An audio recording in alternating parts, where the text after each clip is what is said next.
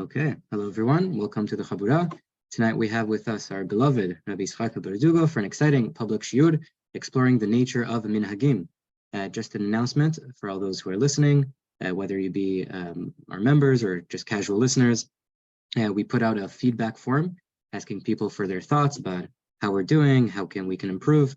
So the link will be shared in our chats and the description of the video, our WhatsApp groups. So it's very important for us to hear from you. So please take a second to fill it out. It will really help us grow and to become better going forward. So with that, thank you so much, everyone, for being here. And thank you so much, Chacham. And the floor is yours. All righty. Thank you so much. Thank you, everybody, for taking the time to learn with me. There may be a slight echo in the background. I'm so sorry about that. My desk in my office is being occupied, so I'm actually in the hallway in my building.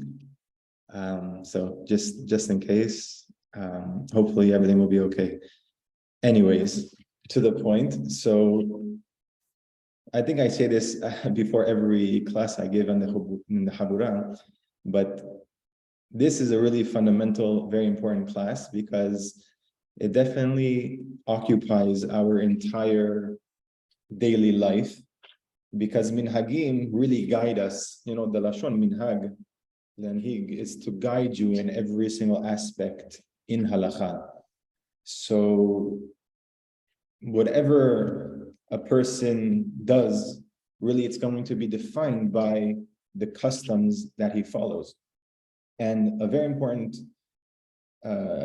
fact is that the word minhag, or the way we use the word minhag, is very ambiguous. And we're going to see that there's a minhagim that come from hachamim, meaning from the Sanhedrin. Then you have minhagim that go to a city, minhag makom. Then you have minhagim from families, and then you have minhagim that are, some of them for humrot, not to actually guide you in what psak halacha, and then you have minhagim that are there just to be mahmir, or to help you have some zihirut, some carefulness and precaution in your halachic observance.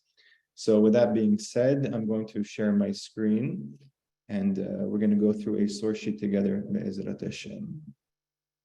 How do I do that again? Okay, yeah. Okay. Is that okay, Ohan? Alrighty, so starting on a high level, we have national minhagim. National minhagim, I always like to bring it from the Rambam in Hilchot Mabrim, because of course, as the Rambam always does, he just clarifies things and makes things very organized. So in Hilchot Mabrim, he tells us, based off the pasuk, Al Pi Torah Asher Yorucha, meaning you have to follow what the Chachamim say, says, Elu hatakanot v'agezerot v'minhagot she'oru bahem l'rabim k'dei lehazek hadat u'letaken ha'olam. So incorporated into this pasuk of following the Chachamim, not only does it have takanot and gezerot, but it also has minhagim. And the Rambam tells us in that same perek in Halacha Gimel is that, I'm just going to read the bold. O she'anihu ha'am al minhag hazeh. So what does that mean? She'anihu ha'am al minhag hazeh. Meaning that the people started practicing a certain way, and the Hachamim allowed us to continue that minhag. And not only they did allow us, they actually ratified it and codified it as a law. So the minhag that started from the people became ratified by the Beit Din Agadol, and therefore we have to follow that minhag. So what are some cases of national minhagim that come from the national court, the Sanhedrin? So we have a case, for example, Gemara in Hulin says, the shemeno, which is the oil, the fat of the gidanashe, mutar ve'Yisrael kedushim nagu bo isur. So it's mikaradin, it's mutar. You're allowed to have the fat of the gidanashe. However, Yisrael, Jewish people, they were holy. They wanted to sanctify themselves, and therefore they had the custom to not eat it, to refrain from eating the fat of the gidanashe. So now, if you look at the Rambam, it's unbelievable how he codifies this law. He writes in Hilchot Ma'achalot Asurot, he says, "V'chen helev she'al hagid," right, the fat on the gid, Eno asur. It's not asur, ela midivrei sofrim. It's only asur de rabbanan, rabbinically. So the Rambam is telling us, he's using the lashon midivrei sofrim, which is a lashon saying it's from the rabbis, from the Sanhedrin. But the Gemara just said it's a minhag. But the Rambam, following in his approach that minhagim can become rabbinical from the Bedin Gadol, he tells us it's asur midivrei sofrim. And also, he follows this throughout the Mishnah Torah. If you go to Shivitat Yom Tov, regarding Yom Tov Sheni, he says, right? That we do outside of Eretz Yisrael, we do 2 days of Yom Tov, right? It's a custom. And he says, Yom Tov Sheni midivrei sofrim hu, right? It's a rabbinical law, right? Again, it's only a minhag, but it's a minhag that became ratified by the Beit Din HaGadol. Can you guys hear me okay? I'm afraid of the echo. Yeah, it's okay, because I'm hearing it very well. Okay, so now that's national minhagim. We're gonna go now to minhag makom, right? People like to use this word left and right, and again, it's very ambiguous, like we mentioned. So now today, the whole point is to define what really is a minhag. So the first place we have it, or the main place we have it, is in Gemara Pesachim. It's actually called the Perek. It's called Makom Shenahagu, and it says Makom Shenahagu la'asot melacha ba'arvei Pesachim ad Hatzot osin. So in a place where they had the custom to do work until Hatzot, they can continue. They didn't have a minhag to not do work. However, Makom Shenahagu shelo la'asot, if they have a custom, that city, that area has a custom not to do it, not to do work until Hatzot. So they're already prohibiting work early. And osin, they're not allowed to do it. If you go from a place that they have the custom to a place that they don't have the custom, or vice versa.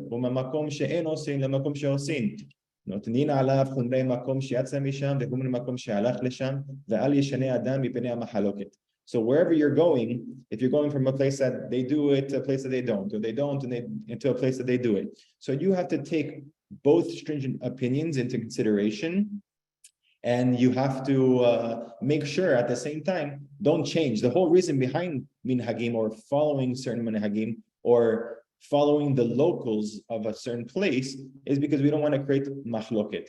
So this part we're not going to get too into about going from one place to another place. I think we're going to have to do a part 2 if people like this series, and or they think it's a zochet to have another shiur on this, because that gets more complex, and I think it's going to be too long. So today we're just going to focus on the minhag makom.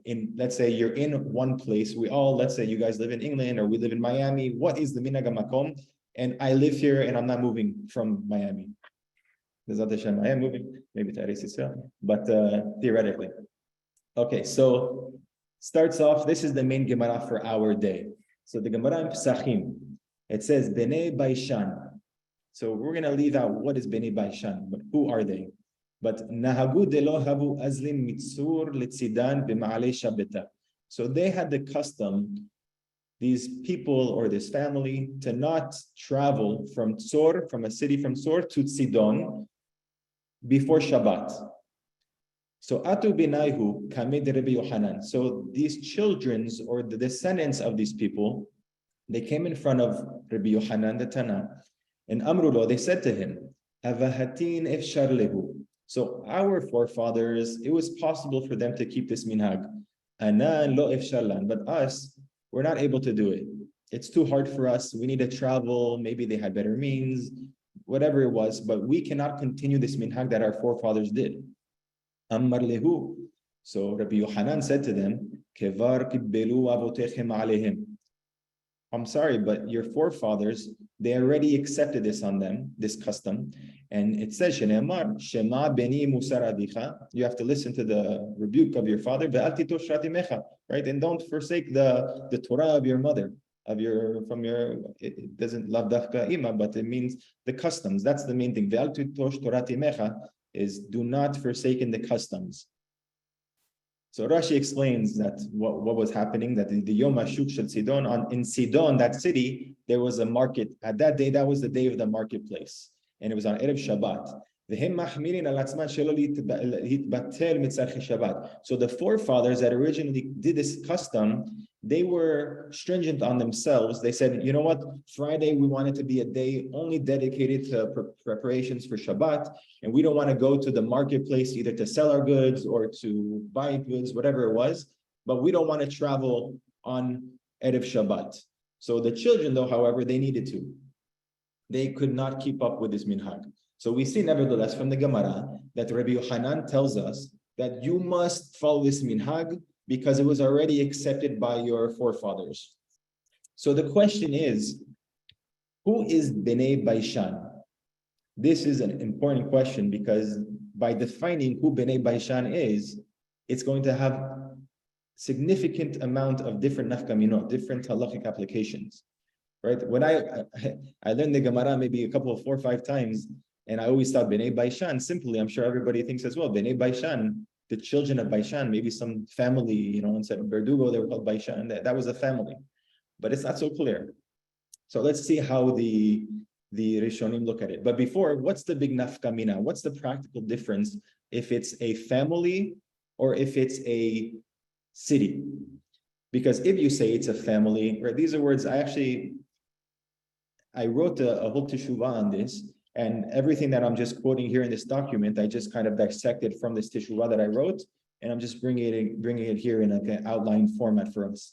So if you're going to say it's a family, then we see from here that there can be an acceptance on the children without any connection to the actual place that they are in. Therefore, what does that mean? If I'm living in Miami and I go to live in Mexico, now my family, the Berdugo family, since my father accepted this custom, I have to continue this custom even in Mexico because it's an acceptance on my family, if it's a mishpacha. However, if we say that Bnei Baishan was just a city, then we have to say is that it's only when you're living in that city. When I'm in Miami is Bnei Baishan. But now if I move to Mexico, Baruch Shepatrani, I don't have to keep this minhag anymore. I'm a free man. I can go back to the Me'ikaradin, the simple explanation or the simple pshat, the simple halakha that's accepted amongst all Am Yisrael. So now let's see how the Rambam he codifies this Gemara. So the Rambam says in Hilchot Shabbat, one line in the Gemara, one line of the Rambam, he says, we'll read the whole thing to get the concept better of what Bnei Baishan were doing. So en mafligin b'sfina pachot mishlosha yamin kodem Shabbat. So you're not allowed to, this is halakha, we posek like this, you're not allowed to travel 3 days before Shabbat on a boat. You can't embark on a boat to go off traveling before Shabbat. Why? Because Chachamim wanted us to, get used to being in the boat, not to get so seasick, etc. And if we're going to go within 3 days, we're not going to have a nice Shabbat. Right? So therefore, if we're on the boat before 3 days, we're already used to it. Our bodies are used to it. We're not going to get seasick. It's not going to be tsar, etc.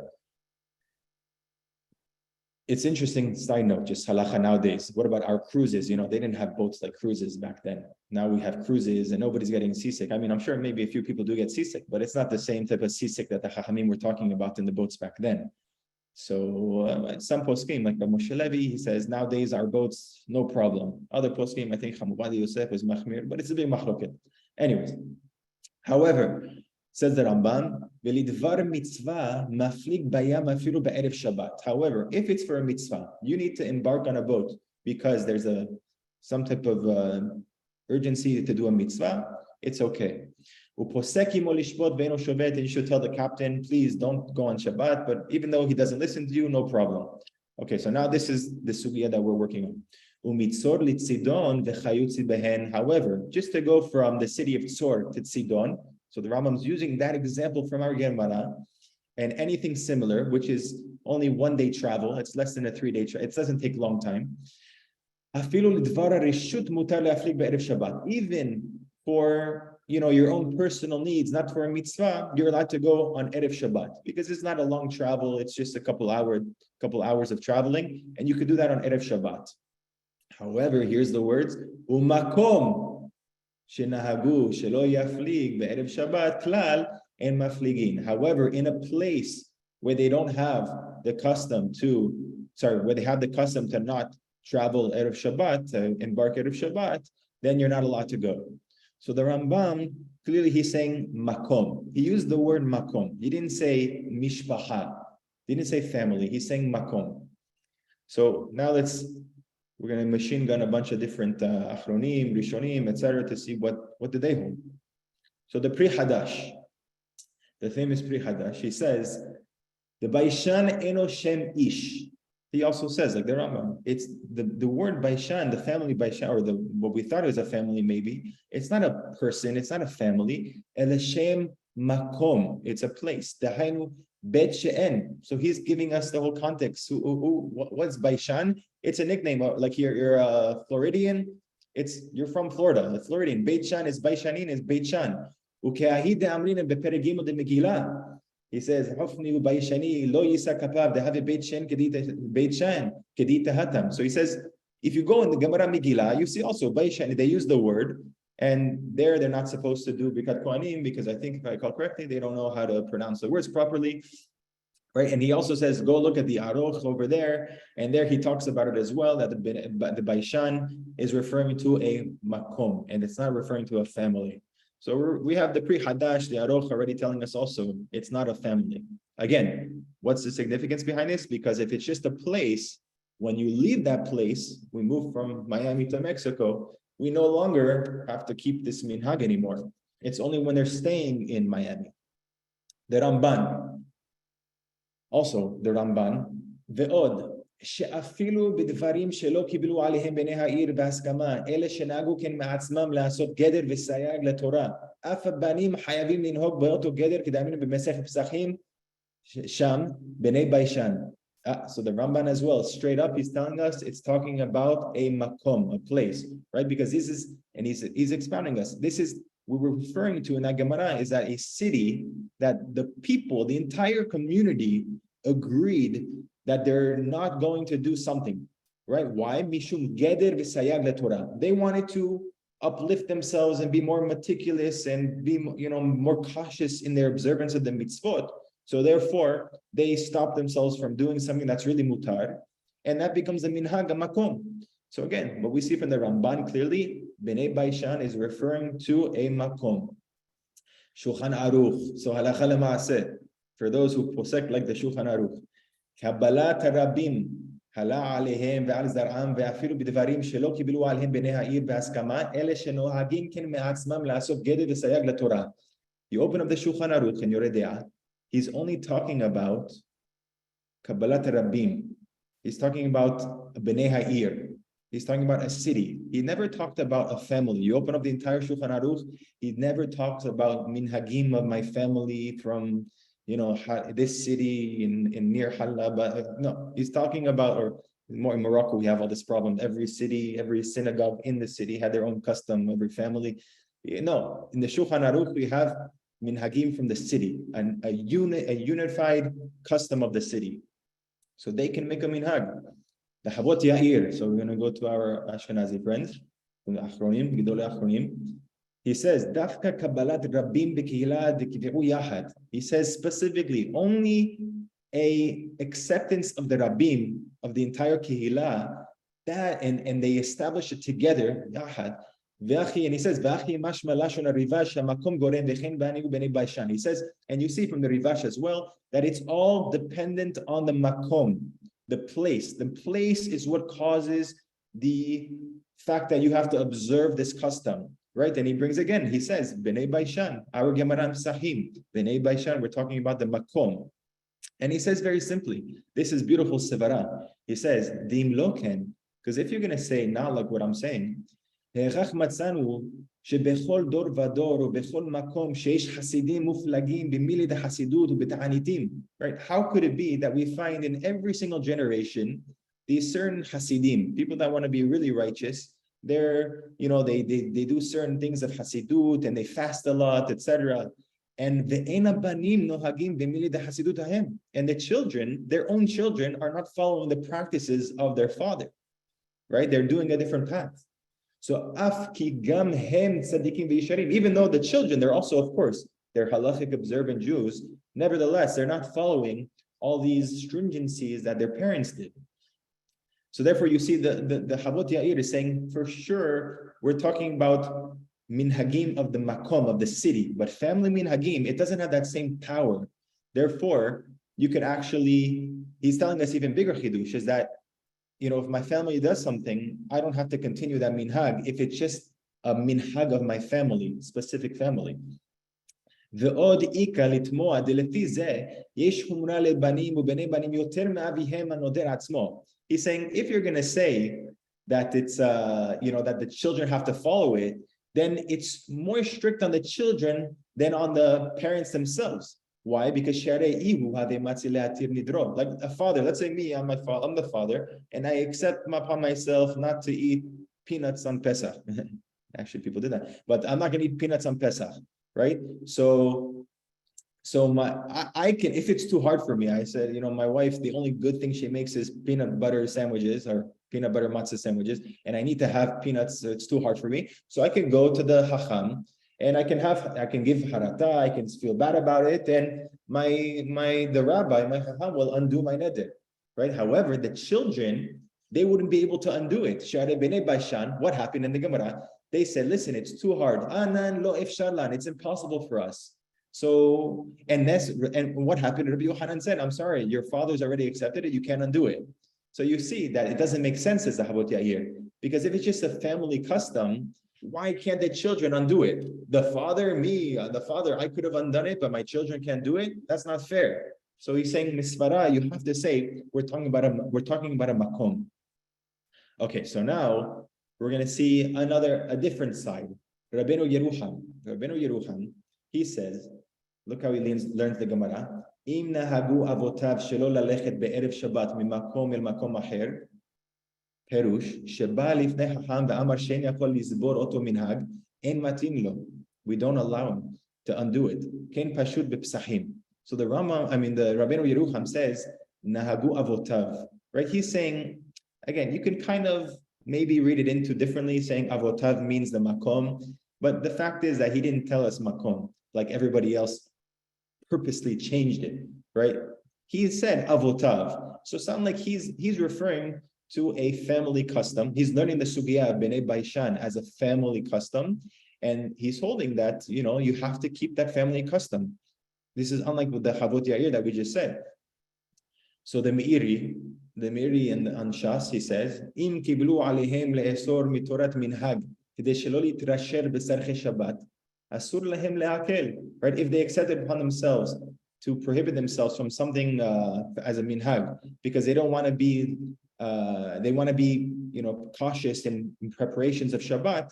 Asur lahem le'akel velo sof davar lehem ela af lebenehem aharim. So not only for them they have to be machmir, even for their children. Shekol kabbalah setam dat makbilim alhem alkach. This is the big chidush that the Meiri is saying. He's saying that even the children have to do it, even if the father did not articulate that he wants this custom to be upon his children as well. He's just saying the second you say you keep a minhag, me as a father, this is my minhag, I'm going to be machmir now, automatically it goes on to your children.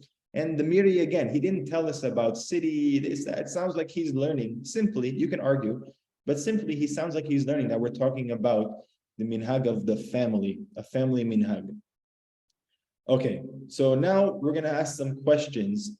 So far we saw the Rabbeinu Yerucham and the Meiri that hold Bnei Baishan, we're referring to a custom of a family, as opposed to all the other Rishonim and Achronim that held it's talking about the Shem Makom, it's a place. So we go to the Gemara in Hulin, and there it says, Amar Mar Ukva, Ana leha milta halabar hamra. Says Mar Ukva, me in regards to this matter, or in regards to like my parents, I'm a hala barhama, which means I'm chometz ben yain. I'm vinegar who comes from wine, right? Vinegar is less valuable than wine, so I'm like not as good as my previous generations. Oh, he says legabe abba, in regards to my father. Why? Di'ilu abba, because my father ki hava achil bisra ha'idna lo hava achal gevina ale mahar adashta. Right, my father, when he would eat meat, at this moment, at 1 o'clock today, then tomorrow until 1 o'clock, he wouldn't eat any cheese. So he would do the minhag of 24 hours after he eats meat, he wouldn't eat cheese for 24 hours. I think this is what the Arizal as well held. So he says, V'ilu ana, but now, Mar Ukva, who's the son, of course, he says, Mi beha seudata hudelo achilena lesudata harina achilena. However, me, I don't eat, after I eat meat at this meal, I won't eat cheese, and I'll wait until the next seudah. So it's a whole machloket. I mean, let's say the simple pshat of the Rambam is within the 5th hour or within the 6th hour. So each seudah, generally, it would be 6 hours apart. So if you eat at now, you wait 6 hours till you have your dairy. So whatever, he wasn't going like his father. His father was mahmir to do 24 hours, and the son is doing 6 hours. So what do you see from this Gemara? We have a clear Gemara that minhagim that are based off your family custom, the kids don't have to do it, right? So that's a question on the Meiri, on the Rabbeinu Yerucham, and we're going to see other achronim as well that learn that it's talking about a family custom also goes on to their children as well. So that's a question. So how do we answer this, or how do some people answer? So we have the Shut She'elet David. He says I don't know, I forgot the exact name. It's from Ashkenaz. He says, "Hayavim habanim b'minhag avotam rak be'ofen shekibelu b'mefurash kam al zaram." So he makes a chiluk. What's the chiluk? How does he's going with the opinion like the Meiri, like Rabbeinu Yerucham, that Bnei Baishan was a Shem Mishpacha. So there's a difference. When the custom was accepted upon the father and upon his children, right, which means he stipulated, I want this to be on my children as well, but Mefurash, he clearly stipulated this, then it falls onto the children. But if you were just quiet and you just said, oh, I'm going to be mahmir, and you didn't stipulate for your children as well, then your children do not have to follow this minhag. The Pri To'ar, right? The Pri To'ar was the Or HaChaim HaKadosh, who would argue on the Pri Hadash. Pretty much he made the whole sefer to argue on the Pri Hadash. And he says, Dehane mili de amrinan ve'al titosh mecha dafka b'minhag de muchach milta de shavi aleu ha'avot b'askama linhog minhag ze tamid. Right? He's trying to attack the Pri Hadash. He's saying, when we say al titosh mecha, that's talking about when the parents as well accepted it on their children. It's going to be an everlasting minhag. And only on that we say Shema mini busar avecha. However, unlike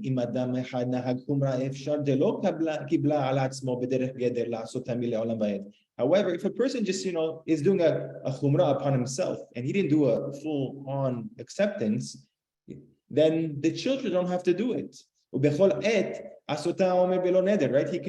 Right? He's always doing this bli neder. This is a minhag, but I'm not doing it as a neder forever.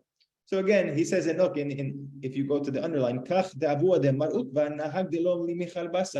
The same. So the Pri Hadash is learning that Gemara in Chulina, Mar Ukva, that he didn't eat cheese, that was a type of chumrah on himself, and it wasn't this type of chumrah that's going to be everlasting on the children as well.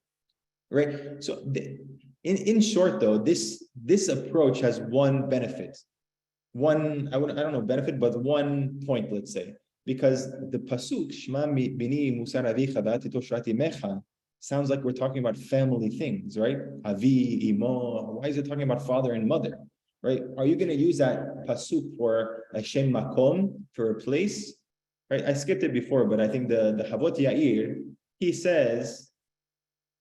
The Havot Yair, he says, I missed it. He says, V'hakra de shema mimi busar avicha hu be'asmachta be'alma. That's asmachta. Don't take it literal. Of course, we're referring to a place, a makom, but they're using that as, your father is your native, your mama land, the land where you come from.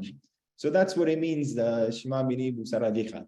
However, the Pri To'ar and Rabbeinu Yerucham, etc., they're learning it. No, it's talking about a family custom. So that's why the Pri To'ar is also going with that approach as well. So, however, my own personal questions on this shita is that,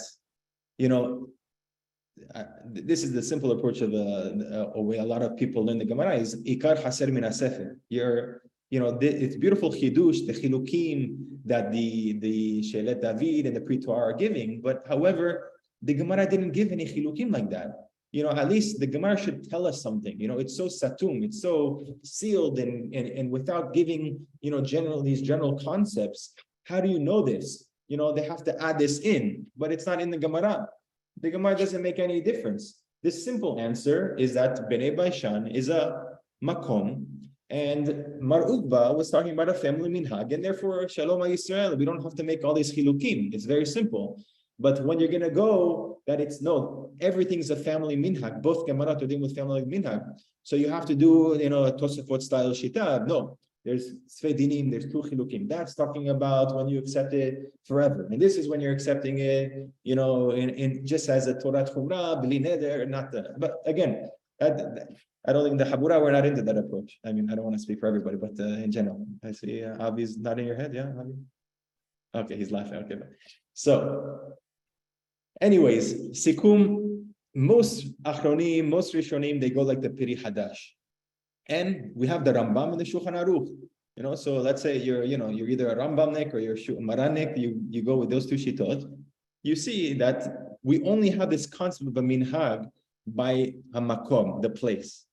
Again, so therefore, what happens is when you go to a different place, you move to a different city, you move to Mexico, no longer do you have to follow those minhagim, right? Which is, it's very interesting because, so many people, they I'm Moroccan, I follow this minhag and this minhag and this, and you're living in Miami Beach, those were minhagim when you're in Morocco, but when you're moving here in Miami Beach, do you have to follow those minhagim, those chumrot? Again, we still have to, as I say in Yiddish, taich, we have to define exactly what is a minhag. But just to get the basic concept right now, is that minhag, according to Rov Rishonim and Achronim, it's only attached to the place. Once you detach from that place, you are no longer obligated in those minhagim. And I found this is my own little chidush, a little boost for the opinion of the Rambam and the Shulchan Aruch, is that there's another Gemara with Rabbi Yochanan. Remember, Rabbi Yochanan was the one that they came to, the Bnei Baishan came to.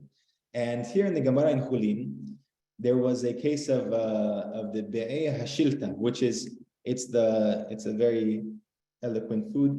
It's crushed testicles that are connected to the animal.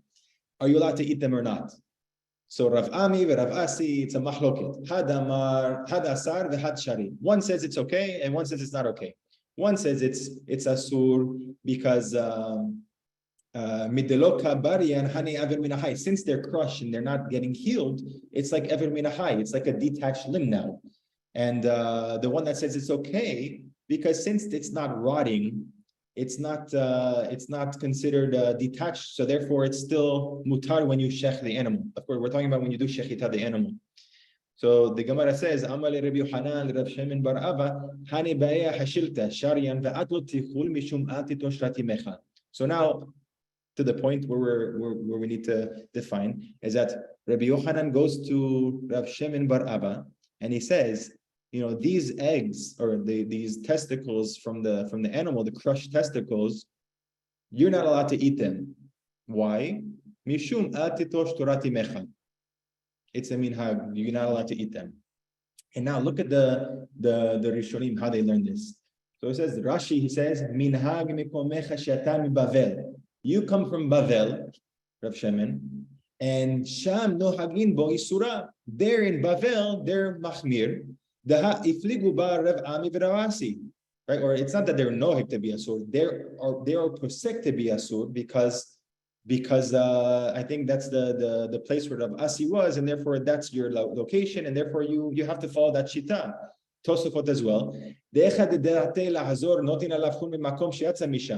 Right? He's again Tosafot saying, since if you're going to go back, even though you're here in Eretz Yisrael, if you're going to go back to Bavel, you have to be machmir.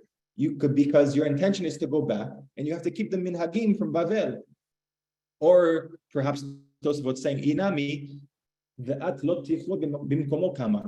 you go back to Bavel, make sure you don't eat it there. or the people in Babylon, they can't eat it because that's a minhag there, because they're posek to be asur. So you see that this whole Gemara as well, it's not talking about a family minhag, it's talking about a makom, a place. And who was talking here? Rabbi Yochanan. So you see Rabbi Yochanan is using the pasuk, the whole context of following your minhagim regarding places. So therefore, there shouldn't be any chilukim. Just like here, he's talking about place in Gemara and Chulin. So too in Pesachim as well, he's talking about a place. So that's my own little chidush. You can argue if you want, but I thought something was nice. Fine. Okay, so now this is probably the most important part of this little habura that we have to focus on. What is considered to be a minhag? That we can have this whole battle about the minhagim. So the Stei Hamed, he says something very foundational, very fundamental, very important. I'm just going to read. He says, Minhag shenahagu ha'avot, she'ena banim rashayin lishanot mishum at tito shrati mecha. This concept of a minhag that we have to follow and the children can't change it, nirin di al kocha lo amrinan achi ela dafka b'devar she'en bo tam mitzad haddin, rak mishum humra v'zehirut. He's saying that this is only referring to things that are not asur because, that's how you understood the Gemara, or that's how somebody is posek. Rather, it's something, a minhag is only when people are stringent upon themselves because they want to be careful, precautious about certain things. Right? Like that Gemara and Beishan that we just talked about. They wouldn't go from this area, even though it was okay. Right? All other minhagim as well. It has to be not things that are asur minadin. Rather, it's things that are only asur mishum humra v'zihirut. They want to be cautious, extra level of caution. Aval, here he expounds. He says, Aval minhag b'devar shetalui b'machloket rishonim. However, things that are dependent on how the rishonim, or how the Rambam learned, how the Rif learned, v'yesh lo mekor be'alacha. Right, where he's dealing with a certain case I just cut this out from, right? So something that it's a machloket, and you have a proof. Let's say you're a posek, and you have a proof from a Gemara that the Rambam is more correct than the Rashba. So he says, mechila. Putting on tefillin on chol hamoed, like the big controversial halacha. Can you put on tefillin on chol hamoed? Do you have to? So im aviv nahag minhag Ashkenaz lanicham, right? If your father had the custom like in Ashkenaz before, let's say the Hasidim, they were wearing tefillin on Chol HaMoed, v'aben nohek minhag Sfarad, and the child he changed and wants to do like the Sfardi minhag, right? Not to put on tefillin. Ein bekach kilum, says the Stei Hamed, no problem at all. Why? Because this is not a minhag of zihirut and humrot. This is a minhag al pi adin. What is the halacha? How do you learn the Gemara? Do you take Kabbalah over Gemara? This is a thing of halacha, something in the Bet Midrash that they would argue about. So that's something that says the Stei Hamed that, today, let's say I'm Ashkenazi and I don't put on tefillin achol hamoed, and my son decides that he wants to start putting tefillin to go with the old Sephardi minhag before, let's say, the Kabbalah. So he's allowed to do it. That's not considered going against the minhag, because that's lefi the din. That's a machloket according to the strict halacha. Right. Let's see if I have to go. Right. So he goes through this. He expounds upon this. So, in short, this I think is the most important yesod that people kind of get confused about. And you see this after reading this. You're going to see even in the Sfarim of people of Achronim, they're actually, they're using the word minhag and giving it strength for things that are just, that not for just, but things that are al-pidin. You can't use, says the Stei Hamed, you can't use the word minhag when you're talking about things that are based off din, based off psak halacha of how to learn the Gemara, how you understand the Rishonim, how you understand the Achronim, etc. Minhag can only come, for example, we have a custom that we want to be machmir and not eat kidniyot. That's a straight up minhag. Okay, that's another question. Do you have to keep it when you leave, Eretz Ashkenaz? Does it still apply nowadays? All the reasons that they gave, etc. That's a whole nother shiur and a whole nother can of worms. That's very controversial. However, that's a minhag. It's a minhag because they're just being machmir. Everybody agrees. maybe you're going to find somebody, maybe a few poskim that try to find a mikor for their minhag from Gemara. But come on, nobody ever learned like that. They were eating rice in the Gemara as one of their tafshilin in the Seder plate. Everybody agrees, minadin, it's okay. That's a minhag, they want to be mahmir. However, if you have a machloket, should you say, the Moroccans, let's say, they on Rosh Chodesh, when they're saying Hallel, they make the beracha. They go like the Rif. They make the beracha when they're in the tzibur with the minyan. And I think, I don't know, Spanish, Portuguese, they do it. A lot of different Sfaradim do it. And the Rambam held you shouldn't do it. So that's the machloket, not because of minhag, it's al pi din. And it's true. We use the word, it's a borrowed term that we use the word minhag for it, because yes, I'm from Morocco, and therefore that was the accepted psak halacha in Morocco, and therefore our minhag, quote unquote, is to recite the beracha of Hallel on Rosh Chodesh. But that's not minhag in the halachic sense that we're talking about. Minhag is only talking about chumrot or chumrot, to be zihirut, to be mahmir on al piyadin. But let's say technically, according to the Steh Hemed, if I talk to Nu Chacham, I talk to Rabbi Duek, and he tells me, oh, the minhag of Morocco was like this, but look, we found this, we have that, and this is the reasons why you say that you should not say the beracha. So if you want to change your custom, quote unquote, technically you're allowed to, because it's al piyadin. Reciting the beracha, should you not, is a machloket al piyadin. It's not a machloket on chumrot. Fine. Getting back to the Steh Hemed, there is one question that you can ask on the Steh Hemed, right? The Steh Hemed is this foundation that we just established, is that when it's al piyadin, that's not minhag. However, we had a Gemara in Chulin, right? We had this Gemara in Chulin. In Chulin, regarding these crushed testicles, Rashi said, the Bavel nohagim bo isura. In Bavel, they're noheg to be asur because of the machloket of Rav Ami and Rav Asi. That's a machloket al piyadin. And nevertheless, Rabbi Yochanan said there, you have to be mahmir. Why? Shema bini musar avicha. So Rabbi Yochanan is invoking the minhag, the concept of minhag, on a machloket al piyadin. So how do you answer that according to the Steh Hemed? The Steh Hemed just gave us this beautiful yesod. I was so happy. But then now you see we have a question on this. That from this Gemara, you see that even in things al pidin, there's a minhag. So if you come from Morocco and you do not make the beracha, that's a minhag. It's a minhag, not just because of you want to be mahmir. No, it's a minhag. You use the term minhag. It's correct to use the word minhag. So a terutz, an answer for this. This is a beautiful thing I found in the Rambam. Look how the Rambam learns this whole Gemara in Chulin regarding the crushed testicles. He says, "Shamat ever or me'acho dacho kegona beitzim shema'achotan." Right? Let's say the testicles that were crushed, or nitkan, they got cut off. Hareze enu asur min Torah. It's not forbidden from the Torah. Sharei yesh bo miksat hayim, because it still has a life source to it. Ulefichach in masriach, and that's why it doesn't rot. Ve'achar pichen. This is the important part. Asur leochlo miminhag shenahagu kol Yisrael mikodem she'arei hu domeh le'ever min ha'chai. It's forbidden to eat it because it's an old minhag that he says nahagu kol Yisrael, the entire Jewish people, because it's similar to ever min ha'chai. So what did the Rambam just do?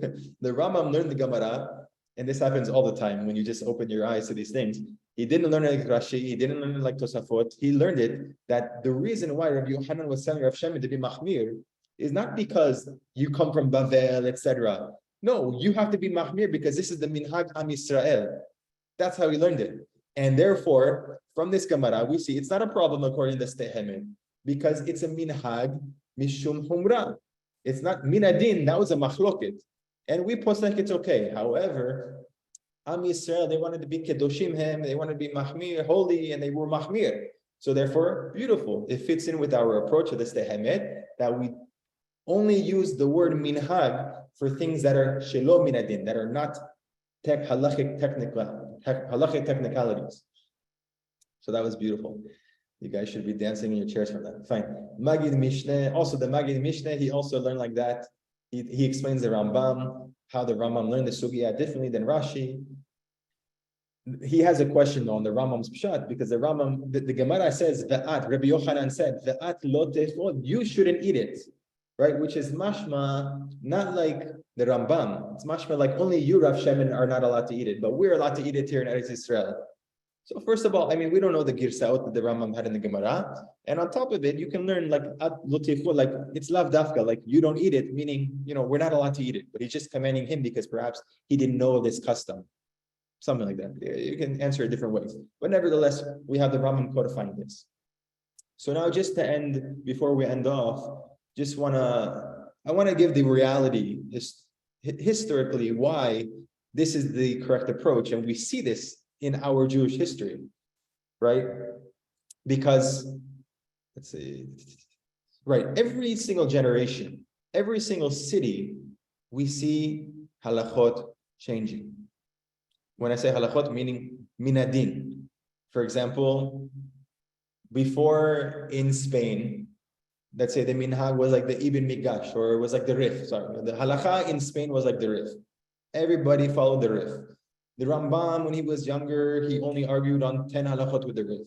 But then he changed it, and he went even, had many more machlokot with the rif.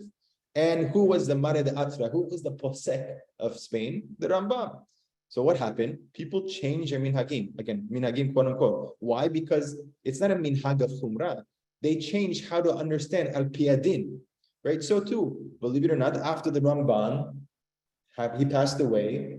Who became the Mare de Atra of Spain? The Rosh. From Ashkenaz, he came. He fled after Madame de Rothenburg had problems there, and he came to Spain, and he became the Mare de Atra, and he instilled a lot of his own psakim, not minhagim from Ashkenaz that he brought to Spain. That's not what he was doing. He was actually learning the sugiyot. He had a different approach. He had the approach of the Tosafot of how to understand the sugiyot, and therefore, due to him as a posek changing halachot or learning them a different way, the custom, again, quote unquote custom, in Spain changed. It evolved differently because he was the new posek that everybody followed, right? And this happens in every single city, every single place. Nobody had a constant minhag forever and ever and ever. So that's why, like when you say, "Oh, this is my minhag in Tunisia in this city," yeah, okay, how long was that minhag for? 100 years, 150 years? It depends what time it was. It depends who was the rabbi of that city, because it's not static. Halacha is not static, and these quote unquote minhagim change based on which posek comes and learns the sugya a different way. And this is important. Some gemarot to help prove this point. For example, in Baba Batra says, Rava, he would tell to Rav Papa and Rav Huna, his Talmidim. He says, this is important. Ki ate piska didina didi kamaychu. When one of my psak halachot, one of my psakim of halacha comes before you, there has a too big pircha, and you see a question in it. You have a difficulty in it. Don't rip it up right away. My psak halacha. Rather, come to me first. He says, if I have a good reason behind it, I'm going to explain it to you. And if I don't have a good reason, then, of course, he's a Sadiq, he's a real Ishemet. I'm going to retract from what I said and change my halacha. However, after Rava passes away, he says, don't rip it up too fast when you see my halachot come before you, when you don't understand them. Don't rip it up, but at the same time, don't learn from it. Right? So he says, don't rip it up, because if I was still alive, I would have told you the reason. But don't learn from it either. Because you as a dayan, you, my students, Rav Papa and Rav Huna, as my talmidim, you guys are dayanim, quote unquote, and therefore you can only be posek with what you see before you, meaning what information you have before you. It's not Kabbalistic things that, oh, my Rabbi said this, and therefore I don't understand it, therefore I still have to follow that halakha. No. Use your sechel. If it doesn't make sense anymore, you don't have to do it, and because you have other information. So therefore, you see, this is the concept that I learned this source. I mean, I read it before in the Gemara, but who really brought this out? Hamovade Yosef, when he was a young lad giving shiurim in. I hope I'm using the word lad right. He was a young person giving shiurim in I think the Mashadi synagogue in Yerushalayim, and he started giving a shiur being cholek on the Ben Ish Chai all the time, arguing on the Ben Ish Chai. And the Rabbanim got very upset, especially the elder Rabbanim, and he's Iraqi, and the Ben Ish Chai was from Iraq, and they said, how can you argue on the Ben Ish Chai? Who are you? This and that. So he went to his Rabbi, Rav Adas, and Rav Adas said, Tamshich, continue, don't worry. It's not a problem. You have questions on the Ben Ish Chai. He's not here to answer. Of course, don't rip it up, give it kapod, but you can argue and posek differently. And this is how halacha is all the time. Every generation, you have new hachamim, new information coming before you. You can argue with it. You can, of course, have respect for it. And of course, we're only dealing with people that really know all the sources very well, and are hachamim, poskim, dayanim, etc. But they are allowed to change the, again, quote unquote, minhag, based off what they see and how they learn the sugiyot. Right? And this is, a very fundamental yesod, especially nowadays. Actually, maybe I'll talk about this as we finish. Says another proof. Rav Chaim Volozhin as well. He says, even though I even though I did a lot of shimush, I think he's referring to the Vilna Gaon. He says, because later he also talks about it. Right?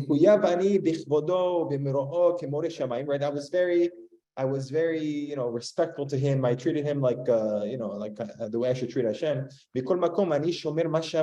I still have to guard what Chachamim told us.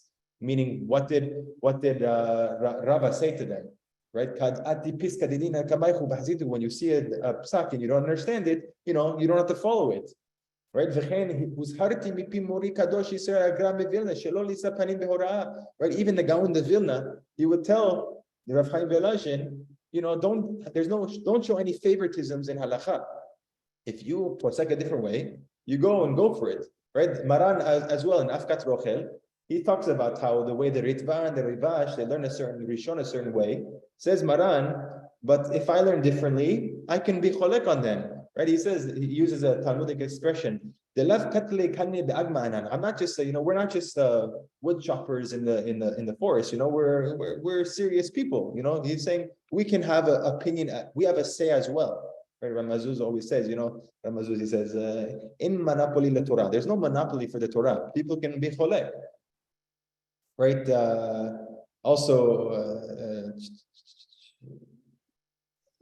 I didn't bring it here. The Rav Chaim Palachi has a whole thing as well, talking about this. He says the Talmid Hacham, he has to write his psakim in a sefer and show people it, etc. This is an important fact. So what I wanted to say before is that in our generations, it's true. You come from Morocco, you come from Tunisia, you come from Iraq, you come from Syria. You have beautiful minhagim. However, there's something very special that is happening now in our generation. It started already with Hamovadia and it's continuing. I'm sure it started before, I'm not sure.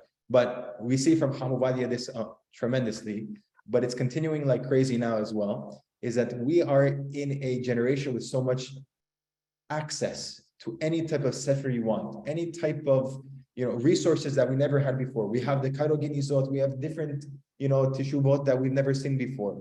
Before, to get a sefer, what it was, the Brisker Rav, when he got a set of the Rambam, he would sleep with it, he would go with it everywhere he had, because this was so precious to him and so beloved. And, to have a sefer was a very important, a very hashuv thing. Itself was very costly, but nowadays you have so many different things.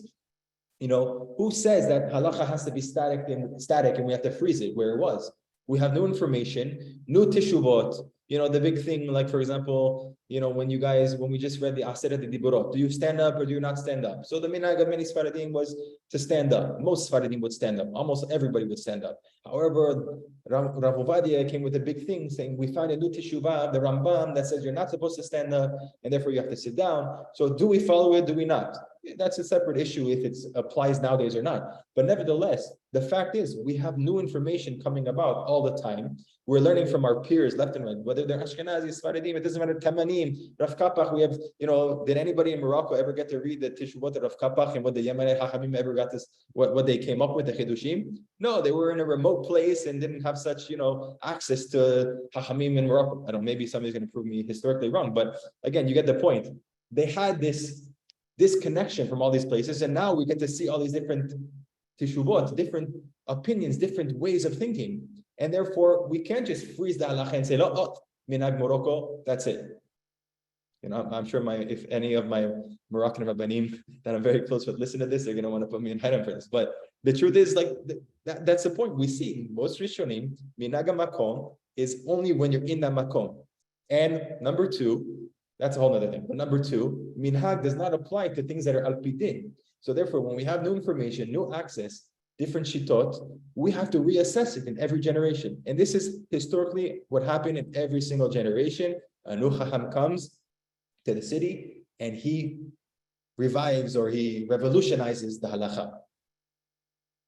For a second part, if we do another part in this series, it should be about, the real minhagim, meaning humrot. Let's say in Ashkenaz, they don't eat kidniyot. And now you leave Ashkenaz to a different place. Do you have to follow that minhag? Is it what happens if there's an existing community and then another community comes? Can they be batel? Are they batel, nullified to the existing community? Or can they make their own community within that community and preserve their old minhagim? All these things, that's a whole other can of worms. And maybe another time we'll talk about that. Thank you so much for listening to me. Thank you so much, Chacham. And do you have time for questions? Yeah, it was the first time I ever finished early. Okay, so if anyone has any questions, they can raise their hand, and soon we'll also look in the chat box. Avi. Yeah, there's definitely a few questions in the chat box. I don't want to take too much time, but I just want to clarify a little bit, according to the Ster Chemed, where it distinguishes between the minhag, which is a machloket in din, to a minhag of a family, someone's machmir on themselves. So how again does he understand the Gemara where the father of Marukba would do the next day, like he wouldn't have Gavina until the next day? But really what the question I'm trying to ask though is, we mentioned an answer of, he was machmir on himself, right? Nowadays, when I have a minhag of that is passed on from my father, but we don't know, maybe his great-great-grandfather did it, right? But we don't know if that was originally just, there was a very good reason for it at the time, or, we don't have documents and manuscripts of when that minhag started within a family. For me, that's the big problem with family minhagim, no one knows the context of it.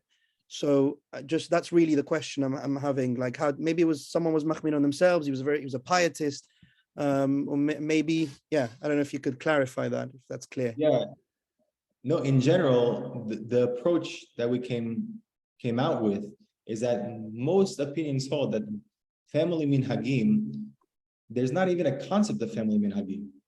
That's what it is. The case of, like you see, the simple case of Marukba was it just applied to the father and not to the son. And that's it. And that's exactly what the Chavot Yair as well. The father can be doing all these different minhagim, and he perhaps doesn't even have the power to pass it over to his son, to their children. And only minhagim, the only concept that the Shulchan Aruch has, the entire Shulchan Aruch of minhagim, is when the entire city accepts a minhag, but again, according to the Ster Chemed, not al pi adin. Rather, it's because they want to be mahmir on something. They don't want to eat rice on Pesach, let's say, if you're Moroccan. Again, there's a whole question. We have to understand, where did this minhag develop? What was the reason for the minhag? For next year, perhaps, does it apply when you leave that city, that minhag? And on top of it, if the reason behind the minhag, when it was first enacted, if it changed the reason, back then the boats, let's say, they would carry the rice with the wheat on the same boats, and therefore nowadays they don't do it like that anymore. Does it still apply anymore? Can you just say goodbye minhag? Do you have to do patara nedarim? That's another thing. But those are minhagim that they want to be mahmir. But again, that's only if it's a minhag of the entire Tetuan, the entire Gibraltar, the entire something, or the entire Morocco, of course, Kadlachomer. But if it's just a family minhag, your mother or your father's minhag is not to eat chicken on Pesach because perhaps the chicken ate grain a week before and therefore it's mahmitz or something, and there are people like that. But again, it was never a entire minhag that a city accepted, a general consensus of the city. So those type of family small minhagim, they don't really, since again, because they're learning Bnei Baishan was not a family, it was a makom. Therefore, we don't have any precedents to teach us the concept that you have to follow a family minhag. We don't have that. There's no source for that, according to the way the Rov Rishonim learn. And you see, the Rambam doesn't have that anywhere in the Mishnah Torah, nowhere. That's how they learn the Gemara. The minhagim, family minhagim, it's nice, when you're in your house of your father, maybe you could keep it as well, or perhaps you don't even have to keep it. We don't know when Mar Upa was he mekel, when he was living in his father's house or not. We don't know. But that's okay. At most, when you're living in your father's house, but the second you get married and you move somewhere else, who says you have to follow that minhag? You created your own house. It's not as binding. There are some questions here in the side.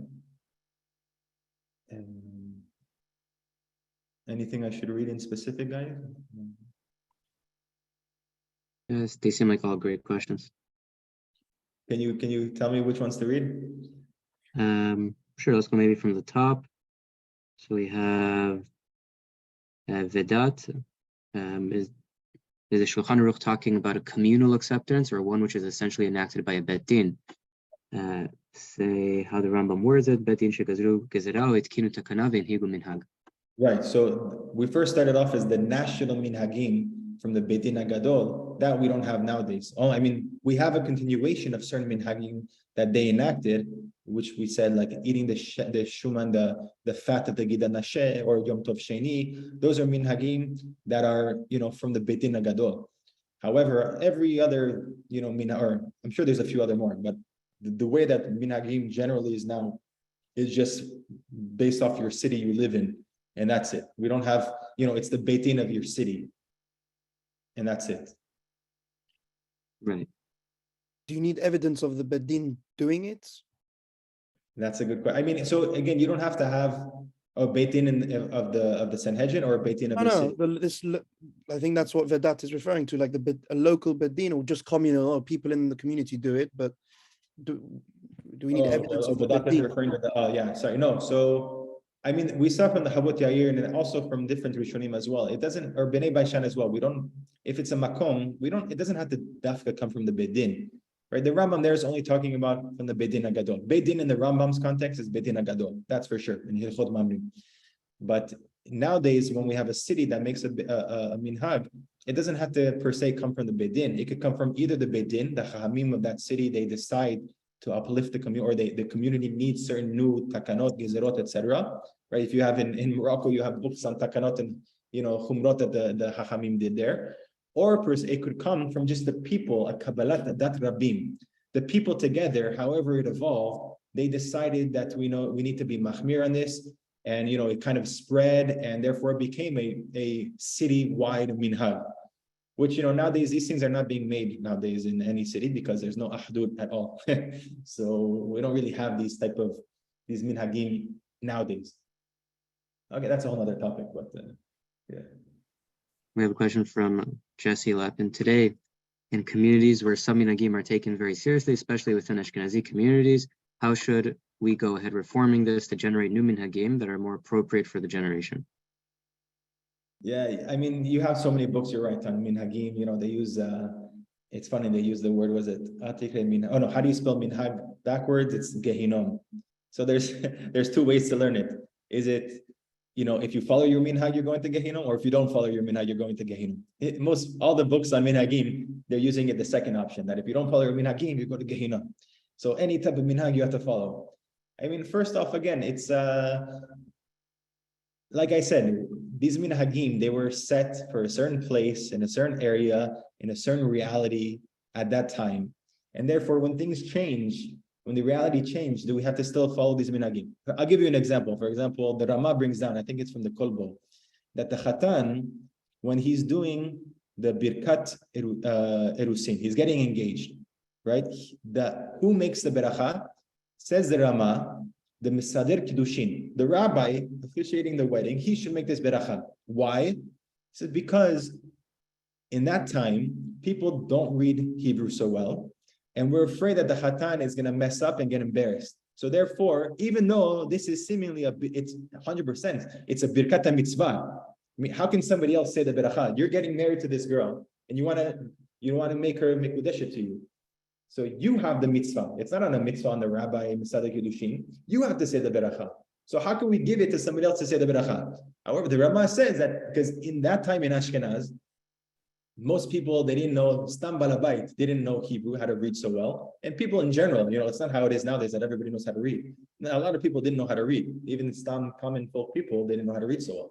So he says, since they may not know how to read so well, therefore they're going to get embarrassed. So therefore give it to the Masada Kiddushin, which is not so pashut. And guess what? Nowadays, that is still the custom almost everywhere. It even spread to the Sephardi world, which is unbelievable. So you have Rabbanim like Rav Mazuz, my Rabbi Rabbi Chaim as well, they say, do not follow this minhag. You're the Khatan, Mizat Hashem, any Bahurim here, they're getting married soon. They should say the Beracha themselves under the chuppah. Don't give it to somebody else. You know how to read Hebrew? Do most people know how to read Hebrew? Even secular Jews. Besides the fact we have a state of Israel that you have every secular Israeli knowing how to speak Hebrew and read Hebrew. Does that minhag still apply nowadays? Is this a minhag from the Beit Din Agadol that we have to follow? No, you have to use your seichel. Again, this happens with kidneyot as well, but that's much more controversial. I wrote something on that. If you private message me, I can send you a teshuvah I wrote on it. Does it really apply nowadays as well? These type of minhagim. Again, it became, what it is? The simple answer, it's a political thing because, starting from, let's say, the Hatam Sofer, or say Hadashot, Bal Milhamot, if you're going to do new things, you're going to make new things or make changes, that's the main word. If you're going to do changes, you're waging war on our customs. And again, we're fighting the Haskalah. Judaism is in defense mode right now. So therefore, we have these customs. We have to preserve them. If we're going to change them, you're going to become like reform. You're going to become conservative. So therefore, we don't want to change any minhagim. And I think that could be, maybe I'm just thinking out loud with you guys, could be that's the reason why minhagim became so strong. It's because we're afraid of any change at all, because we see what change does. Could be another approach. You have time for another question or two? Just want you look uncomfortable in the stairway. I love it. With you guys, it's the best. Okay. I have a question from Rob. Assuming machloket is the main reason to avoid not following local minhag, surely that does not apply to family minhag. I mean, there could be machloket if some kids don't want to follow and others do, but seems not to the same degree or with the same impact as communal disagreements, in which case there would need to be another justification, perhaps a neder, but it does seem strange a father can invoke a neder on all generations to come. Conversely, on the point of machloket being a reason to keep a local minhag, then couldn't changing a minhag al pi hadin lead to machloket in a community, and therefore it's a problem? You want to summarize that in one sentence for me, Ohad? Let's see, it was many questions over here. I hear the point. Yeah, I say a lot of things to digest in that. Right. Does the minhag is the whole thing about machloket? Does it apply to family minhag? Right. It applies in a smaller degree, like you said, in your family home. You want shalom in the home. I think the question is kind of what is machloket the reason why the Chachamim institutes that we have to follow local minhagim? Is that the only the key reason? Because no, the reason of minhagim is because they want to be mahmir on something, and Chachamim think it's a good sayag for the Torah. Just the only from the Beit Din, it's just, they make takanot and gezerot, whereas minhagim, according to the way the Rambam wrote it, is that it comes from the people that wanted to be mahmir, and the Beit Din ratifies it. However, the only thing of machloket is because is what the Gemara in Pesachim says, is when you're going from one makom to another makom, don't do something different because of a machloket. So only when you're going from one place to another place, that's the reason of machloket. But when you're in one city, keeping the minhagim, you have to keep it al pi adin. It's a halacha. You have to keep the minhag because that's what the Chachamim saw fit to do. A whole other thing, of course. Nowadays we have the Rambam is the most machmir in this. Is that even in one city, it's a machloket Abaye v'Rava. can you have two Bate Dinim in one city? According to the Rambam, you only are allowed to have one Beit Din in a city, right? There's no Ashkenazi Beit Din, Sephardi Beit Din, Yemeni Beit Din, whatever Beit Din, Litvish Beit Din. No, there has to be one unified Beit Din in the city. If you don't have one unified Beit Din, you have the Yisur of Lotit Godidu from the Torah, according to the Rambam. Most other Rishonim, they hold, it could be this is a topic for next B'ezrat Hashem Shiur, is other Rishonim hold that you're allowed to have two Batei Dinim in the same city, because if you have two Batei Dinim, they're like two separate kihilot. And again, what is a kihila? Nowadays, do we have a kihila? We're all using the same, infrastructures. We're all, eating at the same restaurants, speaking the same language. We just, we pray a different nigun when we're singing, but that's pretty much we're all the same kihila. So it's not so pashut, but again, only having different minhagim creates machloket, but the minhag itself is not the machloket or reason for machloket. That clarified it. Okay. Sorry? Yeah, quick question. You said you have a teshuvah on Kitniot. I'd like to read that. How could I get in contact with you? Sure. Do you guys still use Discord? Are people still using Discord? Members should have access to it. Okay. If you want, if you have Ohad's phone number, he'll send you my phone number. Okay, fine. Thank you. Don't share it with anybody. I don't want to get no problem. All right. Okay. Perfect. Thank you so much, Chacham. Very insightful shiur. Hopefully we can get a part 2 on this. And thank you so much, everyone, for coming. And please take a minute and fill out our feedback form. And Laila Tov, thank you so much. Thank you, guys. Take care.